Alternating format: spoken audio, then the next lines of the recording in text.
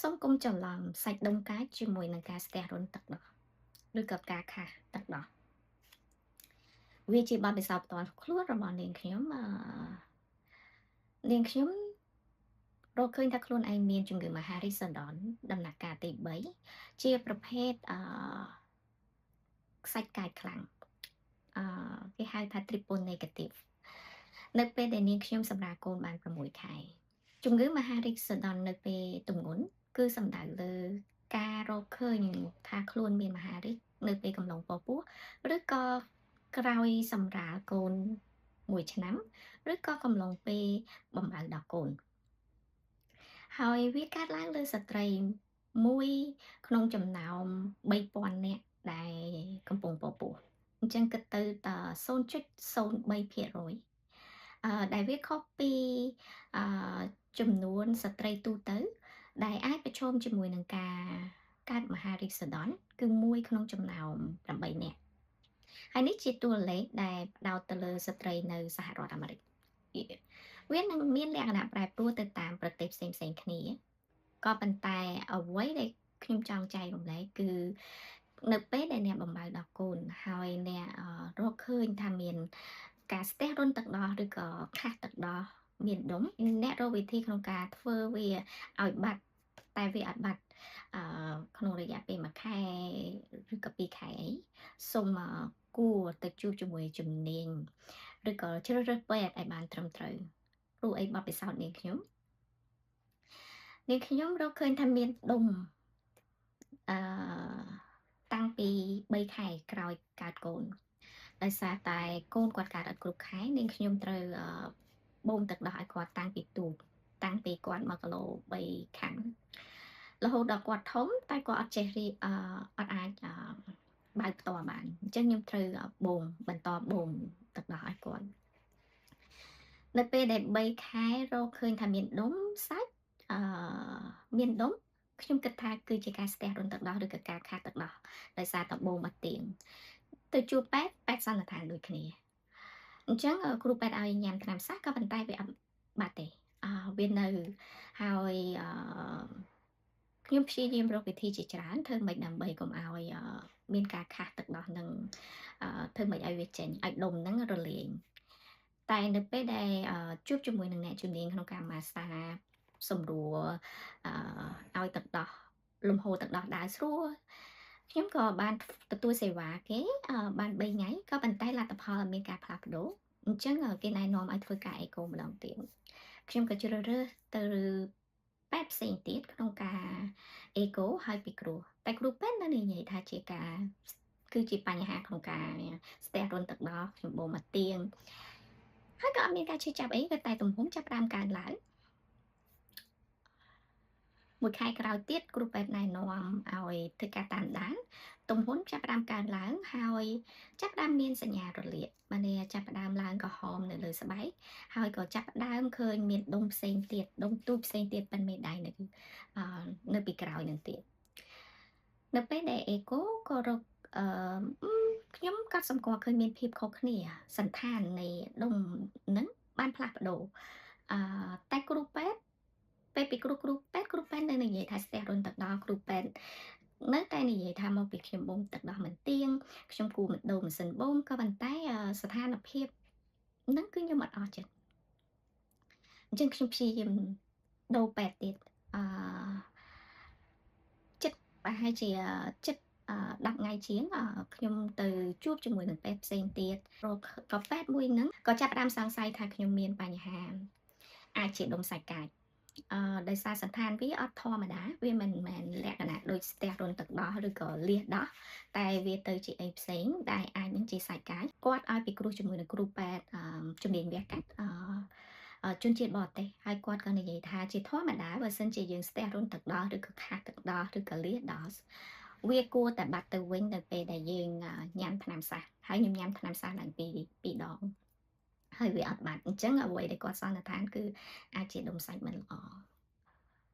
ការវិវត្តនៃការរាលដាលនៃដុំសាច់ដោយសារតែជាប្រភេទសាច់កាចខ្លាំងអញ្ចឹងវារាលដាលលឿនមែនទែន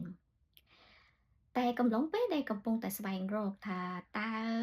កំពុងតែសង្ស័យថាតើវាជាដុំសាច់កាចអត់ខ្ញុំនៅតែបន្តបូមទឹកដោះហើយនឹង មទឹកដោះមកវាអត់មានចេញឈាមវាអត់អីគឺទឹកដោះធម្មតាសួរគ្រូពេទ្យក៏គ្រូពេទ្យថាមិនអីដែរអាចឲ្យកូនបើបានព្រោះអីទោះបីម្ដាយទម្ងន់ពេលរកឃើញថាខ្លួនមានមហារីកក៏ដោយក៏កោសិកាមហារីកអត់ផ្ទេរទៅកូននៅកំឡុងពេលពោះឬក៏តាមរយៈទឹកដោះនោះទេអញ្ចឹងនៅពេលដែលសង្ស័យថាវាអាចជាដុំសាច់កាចខ្ញុំជ្រើសរើសទៅរកពេទ្យដែលមានជំនាញចៃដន្យដែលគ្រួសារគាត់ស្គាល់អ្នកដែលគាត់ធ្លាប់ឆ្លងកាត់រឿងនេះដែរអញ្ចឹងក៏ទៅរកពេទ្យហើយធ្វើការចោះសាច់យកទៅមើលរយៈពេលតែ2ថ្ងៃគឺដឹងលទ្ធផលថាវាជាដុំសាច់កាចនៅពេលដែលចាប់ផ្ដើមដឹងថាវាជាមហារីកវាជាប្រភេទមហារីកសដន់ទើបខ្ញុំឈប់បំរើដល់កូន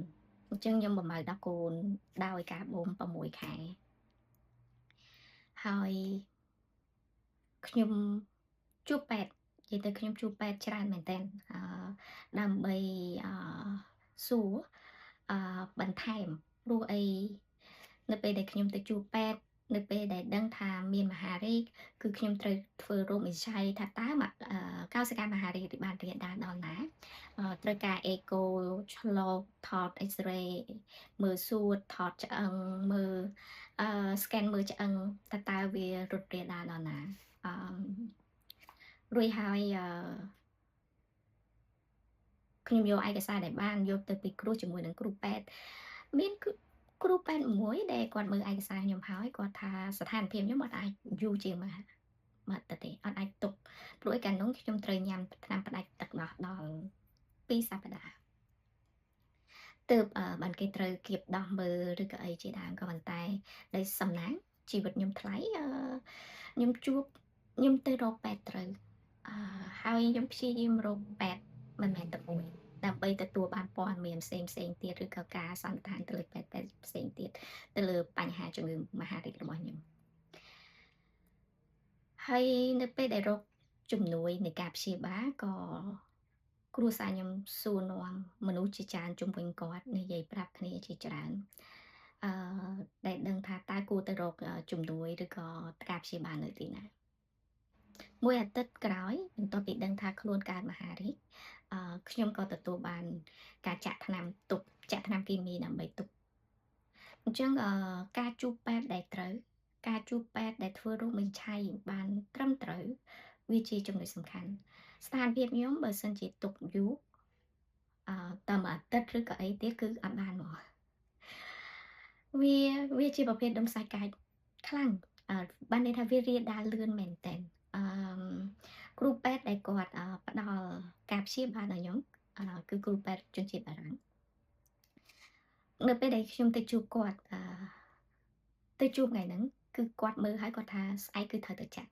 គីមីទុកដោយសារជំងឺខ្ញុំគឺត្រូវតែប្រើថ្នាំគីមីហើយចំពោះការមើលថាតើគួរប្រើថ្នាំអីផ្សេងទៀតក្នុងការជួយទៅលើហ្នឹង